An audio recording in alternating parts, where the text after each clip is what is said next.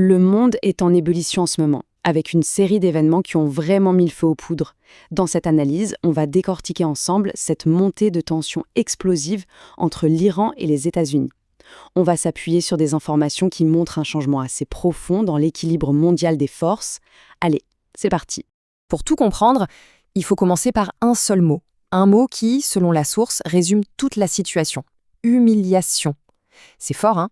Ça montre bien la charge émotionnelle, mais aussi cette perception d'un rapport de force qui est en train de basculer de manière assez spectaculaire. Et ça, c'est la citation qui pose les règles du jeu. En gros, dans l'arène mondiale actuelle, tout ce qui est diplomatie ou alliance passe au second plan. Ce qui compte, c'est la puissance brute. C'est une idée à garder en tête pour bien comprendre tout ce qui va suivre. Alors, premier point, l'escalade des tensions. La vraie, celle qui se passe sur le terrain. On va voir comment des confrontations militaires très directes ont récemment marqué un tournant. Là, on parle d'un véritable choc technologique. Le F-35, c'est le joyau de l'aviation américaine, l'avion soi-disant indétectable, le top du top. Eh bien, l'Iran a réussi à le toucher. C'est du jamais vu, et le Pentagone a même dû le confirmer. Ça pose une question hyper importante. Est-ce que la supériorité technologique, ça suffit encore pour garantir la victoire? Et ce sentiment d'humiliation, il continue de monter. L'ambassade américaine à Bagdad, c'est une forteresse, l'une des plus sécurisées au monde. Et pourtant, elle a subi ce que la source appelle l'attaque la plus intense de son histoire. Voir ce symbole de la puissance américaine être frappé comme ça envoie un message très, très fort au reste du monde. Mais le conflit, il ne se joue pas que sur le champ de bataille. Non, il se déplace aussi sur le terrain économique. Et là, les infrastructures énergétiques deviennent des cibles prioritaires. Voyons ça de plus près. La source décrit ici une frappe iranienne particulièrement audacieuse. La cible, ce n'est pas une base militaire, c'est l'économie qu'on vise. La plus grande usine de gaz naturel liquéfié du monde, au Qatar. Et pourquoi? C'est simple, des représailles. Le message est limpide. Si vous touchez à nos intérêts, on s'attaquera aux intérêts de vos alliés. Et les conséquences, comme on le voit ici, sont juste colossales. 17% de la capacité d'exportation du Qatar mise hors service. Ça représente des pertes estimées à 20 milliards de dollars par an. Et pour réparer, il faudra peut-être jusqu'à 5 ans. Ce n'est pas juste une petite attaque, c'est un coût économique calculé pour paralyser un allié clé sur le long terme.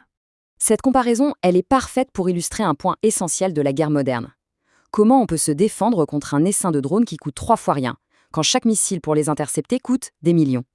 C'est tout le défi de la guerre asymétrique. Des technologies simples et pas chères peuvent complètement saturer les défenses les plus sophistiquées du monde. Bon, la guerre ne se fait pas qu'avec des missiles. On passe maintenant à la dimension des provocations. Là, les mots deviennent des armes, les insultes volent, et les alliances sont mises à rude épreuve. Ça crée une tension diplomatique explosive. Les mots peuvent vraiment être des armes. La source rapporte cette insulte qui serait du dirigeant nord-coréen Kim Jong-un. C'est direct, c'est personnel et c'est public. On est bien loin des codes diplomatiques habituels, c'est un exemple frappant de la volatilité des relations internationales. Et ça soulève une question fondamentale. Après une provocation pareille, pourquoi il n'y a pas de réponse militaire comme on a pu le voir dans d'autres situations? Qu'est-ce qui rend la Corée du Nord si différente? La réponse, la voilà, la dissuasion nucléaire. Avoir l'arme atomique, ça trace une ligne rouge que même les États-Unis n'ont pas l'air prêts à franchir. C'est le grand retour de la doctrine de la destruction mutuelle assurée. En gros, posséder la force ultime, c'est le seul vrai moyen de garantir sa souveraineté. On attaque maintenant notre 4e section, qui se concentre sur l'idée que les États-Unis, la superpuissance mondiale, font face à des défis inédits qui remettent en question leur domination. Cette chronologie, elle révèle un contraste assez saisissant. D'un côté, on a une déclaration publique qui rejette l'aide britannique en proclamant la victoire, et de l'autre, en coulisses, une demande discrète d'aide à des experts ukrainiens pour lutter contre les drones. Ça laisse penser que la réalité sur le terrain est bien plus compliquée que ce que la communication officielle veut bien montrer. Et la complexité ne s'arrête pas là. Même les alliances qu'on croyait les plus solides semblent être sous tension. La source évoque même une possible fissure dans la relation historiquement en béton armé entre les États-Unis et Israël. Le point de friction, c'est cette frappe israélienne sur une infrastructure iranienne. Donald Trump aurait publiquement dit qu'il n'était pas au courant. Alors est-ce qu'Israël a agi en solo, ou bien est-ce un jeu de rôle bien ficelé, la fameuse tactique du bon flic, mauvais flic pour brouiller les pistes? La question reste ouverte. On arrive à notre dernière section. Après avoir analysé tous ces événements, il est temps de prendre un peu de recul et de se demander quelles sont les implications à long terme pour l'équilibre des pouvoirs dans le monde. Pendant que tout ça se passe, d'autres grands acteurs observent tout ça avec beaucoup d'attention. la Chine, la Russie. Ils analysent, ils apprennent. Chaque attaque, chaque défense, chaque succès et chaque échec américain est pour eux une leçon gratuite sur la manière de contrer les stratégies de leur principal rival.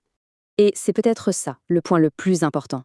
On assiste à un vrai changement de paradigme. La supériorité technologique et les budgets militaires énormes ne sont plus une garantie de victoire. Des stratégies asymétriques, intelligentes et à bas coût prouvent qu'elles sont redoutablement efficaces. Et tout ça nous amène à cette question finale, qui résume un peu toute notre analyse. L'histoire nous apprend que les empires ne sont pas éternels.